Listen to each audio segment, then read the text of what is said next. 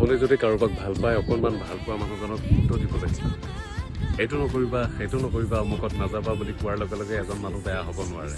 হয়তো সেই মানুহজনে আপোনাক হেৰুৱাবলৈ ভয় কৰি সেইবোৰ কথা কয়।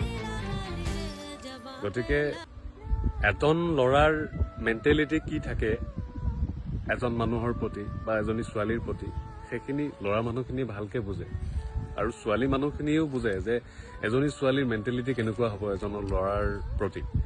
গতিকে সেইবোৰ কথা অকণমান ভাবি চোৱাটো উচিত। নিজেই সকলোবোৰ জানো বা এইবোৰ কিবা স্বাৰ্থ পূৰণ কৰিবলৈ কৈ আছে অমুকত নাযাবা তমুকত নাযাবা, তেনেকুৱা কথা নাথাকে। কোনো ধৰণৰ স্বাৰ্থ নাৰাখি ভাল পাই বাবেহে আপোনাক হয়তো অমুক নকৰিবা তমুক নকৰিবা এনেকুৱা ধৰণৰ কথাবোৰ কয়। শেষত তেনেকৈ হয়তো কিছুমান সম্পৰ্ক নাইকিয়া হৈ যায়, এটা কামোৰ হৈ যায় পিছত যে ইমান অমুকত নাযাবা তমুকত নাযাবা কৰি থাকে, এনেকৈ ৰিলেশ্যনটো আগুৱাই নিব নোৱাৰি।